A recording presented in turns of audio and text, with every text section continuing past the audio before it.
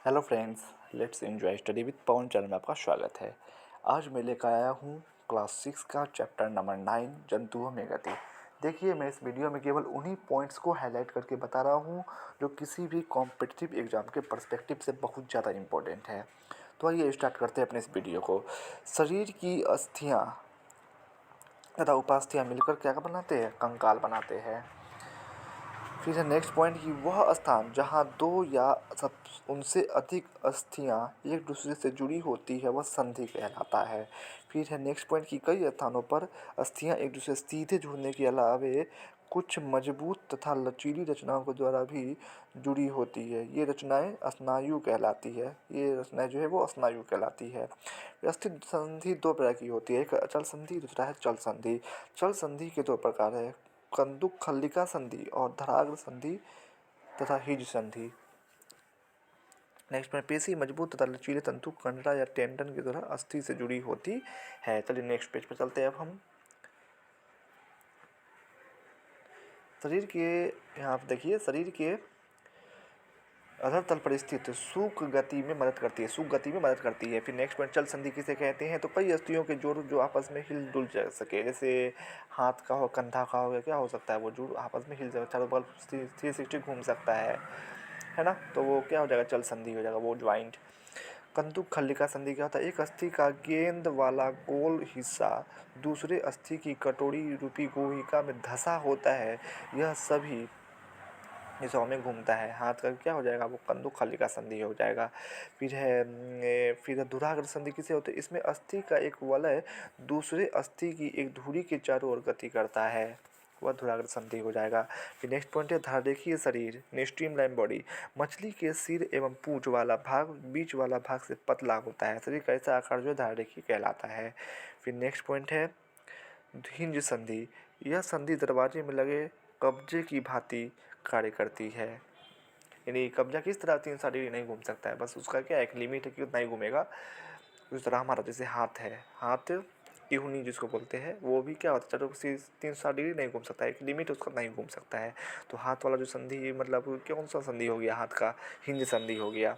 फिर नेक्स्ट सूक, बाल जैसी संरचना। सूक किसे कहते हैं? बाल जैसी संरचना होती है, उसे हम सूक कहते हैं। फिर आइए वस्तुनिष्ठ प्रश्न। शरीर का अंग जहाँ से मुड़ता है उसे क्या कहते हैं? पहला संधि, दूसरा जोड़, तीसरा 1 एवं 2 दोनों, चौथा इनमें से कोई नहीं। तो 1 एवं 2 दोनों, यानी संधि और जोड़ दोनों कहते हैं। शरीर की अस्थियों का ढांचा कहलाता है पहला कंकाल तंत्र, दूसरा पेशी तंत्र, तीसरा पाचन तंत्र, चौथा इनमें से कोई नहीं, तो कंकाल तंत्र कहलाता है। तीसरा क्वेश्चन, ऊपरी जबड़े एवं खोपड़ी कपाल की संधि है चल संधि, अचल संधि, कब्जा संधि या दुराग्र संधि? तो अचल संधि है। निम्न में से किस जीव की अस्थियां खोखली किंतु मजबूत होती है? पहला मनुष्य, दूसरा पक्षी, तीसरा मांसाहार जानवर, चौथा मछली, तो पक्षी हो जाएगा। एक निम्न में से कौन सा जीव मिट्टी खाता है? पहला सांप, दूसरा मछली, तीसरा केचुआ, फिर छिपकली, तो केचुआ मिट्टी खाता है। फिर देखिए रिक्त स्थानों की पूर्ति कीजिए। अस्थियों की संधियां शरीर की डैश में सहायता करती है, तो गति में सहायता करती है। फिर नेक्स्ट पॉइंट है अस्थियां एवं उपास्थियां संयुक्त रूप से शरीर का डैश बनाते हैं, तो कंकाल तंत्र बनाते हैं। गाँव में कोहनी की अस्थियां डैश द्वारा जुड़ी होती है, कोहनी की अस्थियां कब्जा संधि द्वारा जुड़ी होती है, कब्जा संधि, कोहनी की अस्थियां कब्जा संधि द्वारा जुड़ी होती है। चौथा क्वेश्चन है गति करते समय डैश के संकुचन से अस्थियां खींचती है, तो मांसपेशियों के संकुचन से अस्थियां खींचती है। यहाँ देखिए निम्न कथनों के आगे सत्य अथवा असत्य की इंगित करें। सभी जंतुओं की गति एवं चलन बिल्कुल एक समान होते हैं, ये तो पढ़ने के क्या लग रहा है? असत्य है। उपास्थि अस्थि की अपेक्षा कठोर होती है, ये भी असत्य है। उल्टा अगर लिखता कि अस्थि उपास्थि की अपेक्षा कठोर होती है तो वो सही था। जैसे कान हो गया, कान क्या हो गया आपका? उपास्थि हो गया, और अस्थि तो आपका पता ही है बोन। फिर नेक्स्ट है अंगुलियों की उपास्थियों में संधि नहीं होती है, ये भी क्या है? असत्य है। फिर है अग्रभुजा में 2 अस्थियां होती है, ये सत्य है। अग्रभुजा में 2 अस्थियां होती है मात्र। तिलचट्टा में बाह्य कंकाल पाया जाता है, सत्य है, ये बाह्य कंकाल पाया जाता है। चलिए हम नेक्स्ट पेज पर चलते हैं। हम इसमें देखकर निम्न प्रश्नों को के उत्तर दीजिए। कंदुक खल्लिका संधि क्या है? तो इसका उत्तर देखिए, कंदुक खल्लिका संधि में एक अस्थि के सिरे पर, यहाँ पर इसका आंसर लिखा हुआ है, कंदूक खल्लिका संधि में एक अस्थि के सिरे पर गेंद की तरह उभार होता है। यह उभार दूसरी अस्थि के सिरे पर बने कटोरी के आकार की गुहिका में बैठ जाता है। इस प्रकार की संधि अधिकतम गति प्रदान करती है। उदाहरण के लिए कंधे एवं अग्रबाहु की जो अस्थियां होती है के बीच में कंदूक खल्लिका संधि होती है। जैसे कंधे पर क्या होगा, एक कटोरा जैसा होता है, उसमें क्या होता है, वो हाथ का जो हड्डी धंस जाता है, फिर हम 360 डिग्री घुमा सकते हैं अपने हाथ को। चूंकि हमारी कोहनी में कब्जा संधि या हिंज संधि ज्वाइंट होता है, यही कारण है कि कोहनी पीछे की ओर नहीं मुड़ पाती है। यानी कोहनी जिस तरह कब्जा काम करता है दरवाजा में, उसी तरह हमारा कोहनी भी काम करता है, यानी हम 360 डिग्री नहीं मोड़ सकते अपने कोहनी को। फिर नेक्स्ट पॉइंट है, घुटनों में कौन सी संधि पाई जाती है, कब्जा संधि, क्योंकि इसे भी हम 360 डिग्री नहीं घुमा सकते हैं। फिर नेक्स्ट, कपाल के मध्य कौन सी संधि होती है, तो अचल संधि होती है। फिर नेक्स्ट पॉइंट है कि कमर की अस्थियों को क्या कहते हैं, तो श्रोणी अस्थियां कहते हैं। फिर नेक्स्ट, कंधे की अस्थियों को दूसरा नाम क्या है, तो अंश अस्थियां हैं। फिर नेक्स्ट पॉइंट, पौधों घोंगे के बाएं कंकाल का दूसरा नाम क्या है, तो क्या है, कवच है। आइए नेक्स्ट पैराग्राफ पे चलते हैं।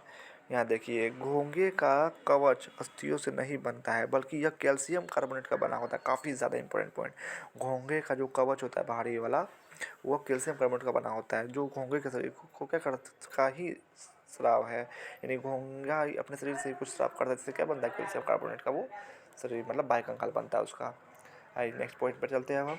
मेरुदंड में लगभग 100 से 400 तक कशेरुक होते हैं। सभी कशेरुक आपस में कंदुक खल्लिका संधि से जुड़े होते हैं।